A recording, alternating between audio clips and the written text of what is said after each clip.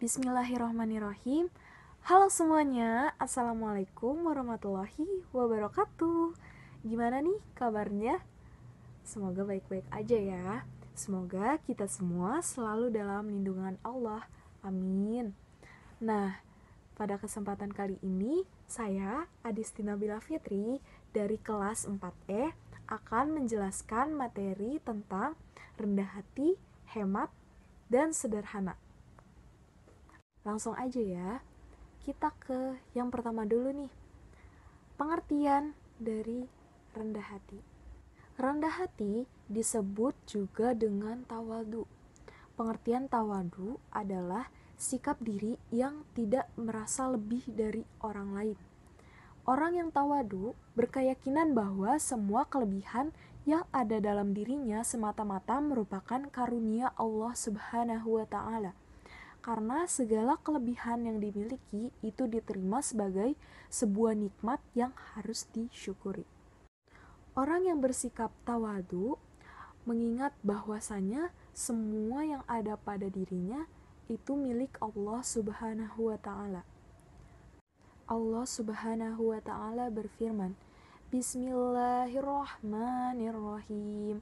Wa ibadur rahmanil ladzina yamshuna 'alal ardi haunan wa idza khatabahumul jahiluna qalu salama.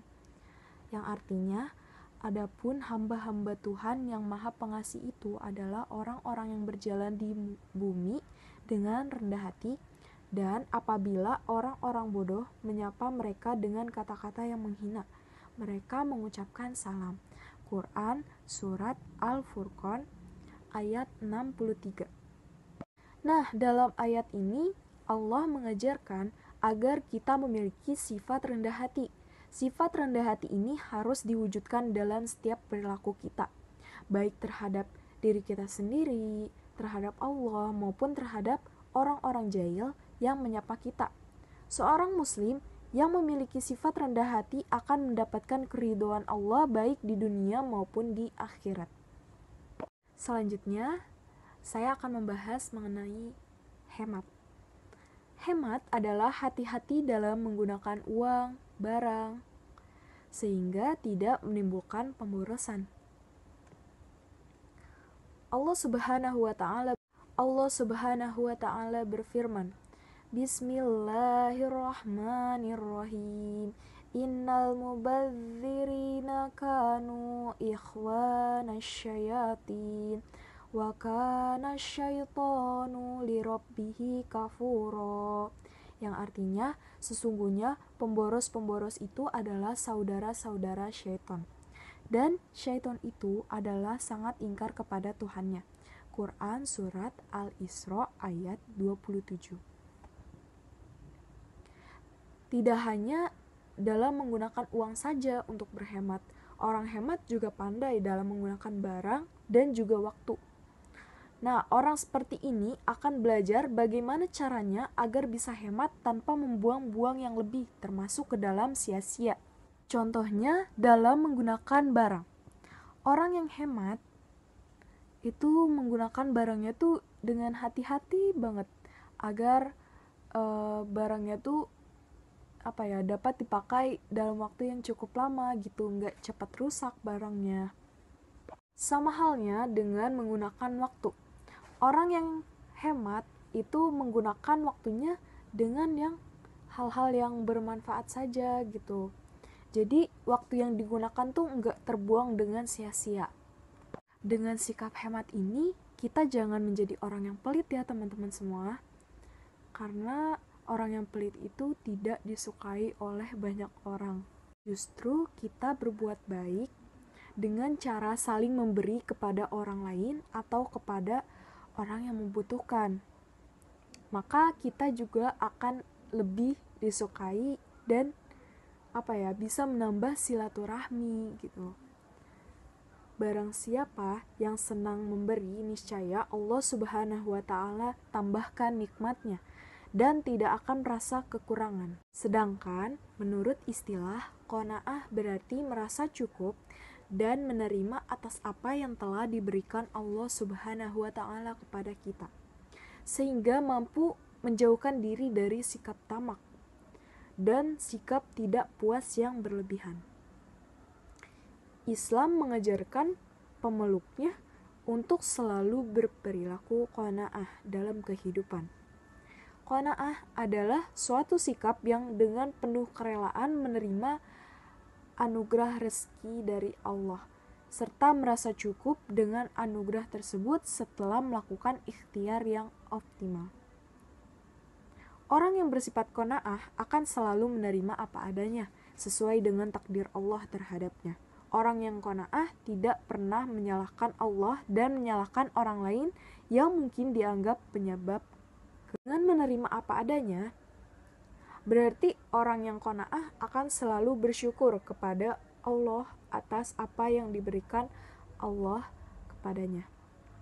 Orang yang qanaah ini orang yang paling beruntung loh dalam hidupnya. Dia selalu merasa cukup dengan pemberian Allah dan tidak pernah merasa kurang, sehingga dia pandai mensyukuri nikmat Allah.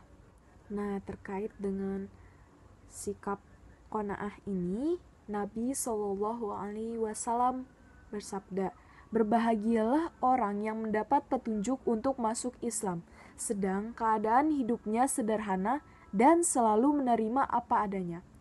Hadis riwayat Ahmad dan At-Tirmizi. Orang yang qanaah akan selalu ridho atau rela dengan semua keputusan Allah terhadapnya.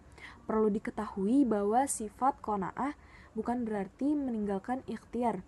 Ikhtiar harus tetap dilaksanakan dalam menegakkan sendi-sendi kehidupan.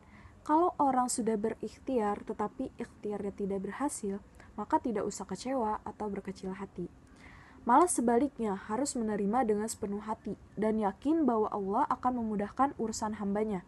Karena sifat qanaah ialah tidak pernah patah semangat atas apa yang telah diterima dan tak lupa untuk mengucapkan syukur.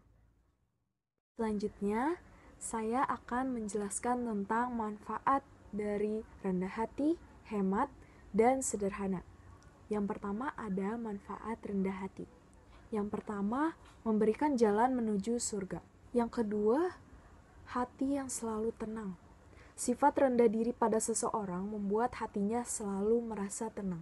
Hal itu dikarenakan tidak akan menjadi sombong dan iri kepada seseorang akibat adanya perbedaan dalam suatu hal dengan orang lain. Yang ketiga, mencegah dari sifat sombong. Yang keempat, disegani dan dihormati orang lain. Karena tahu akan batasan diri dan tidak mempunyai sifat sombong, kita akan disegani dan dihormati orang lain.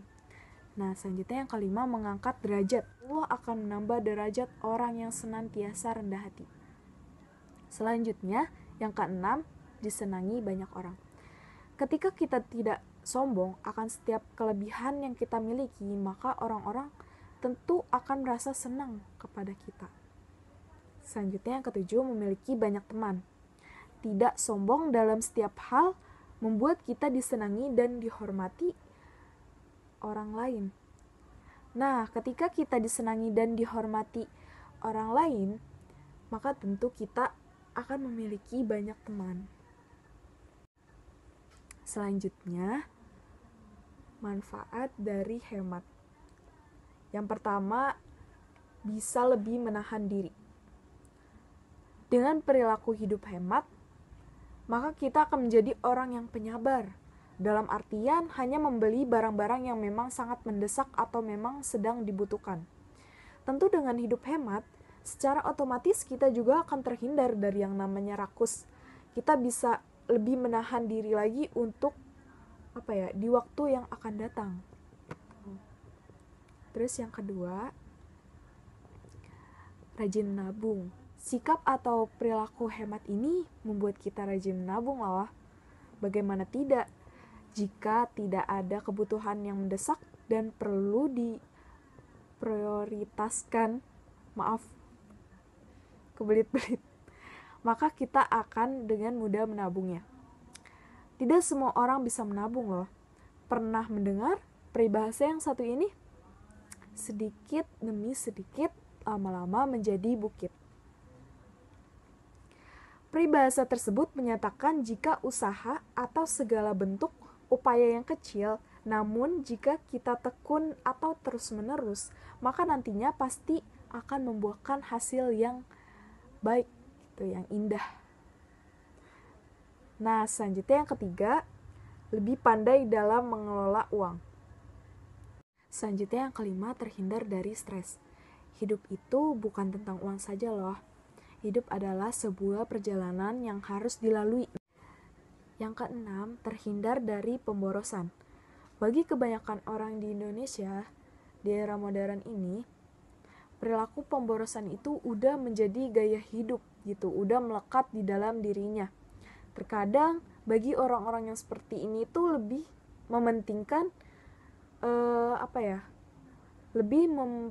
mementingkan atau memprioritaskan keinginannya daripada kebutuhannya gitu. Contohnya saya jalan-jalan ke mall. Nah, terus banyak banget sepatu-sepatu di sana. Saya beli tuh sepatu sekolah, sepatu buat main, sepatu buat buat olahraga gitu. Saya beli tuh semua, padahal sepatu yang saya punya masih bagus. Nah, ini nggak baik ya teman-teman. Kita harus hidup hemat dengan cara kita tuh menahan diri nih buat nggak beli sepatu yang yang udah dijual-jual di mall gitu, yang terbaru. Jadi kita harus tetap hidup hemat gitu ya teman-teman. Selanjutnya ada manfaat sederhana. Yang pertama ada memberi kenyamanan. Selanjutnya yang kedua, menghemat waktu, uang, dan sumber daya alam. Selanjutnya yang ketiga, membuat kita berpikir 2 kali dalam investasi. Yang keempat, belajar menikmati hal-hal sederhana. Terus yang kelima, meminimalisir beban pikiran. Sekian penjelasan materi dari saya.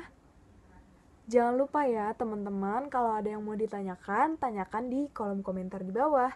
Terima kasih semuanya. Wassalamualaikum warahmatullahi wabarakatuh.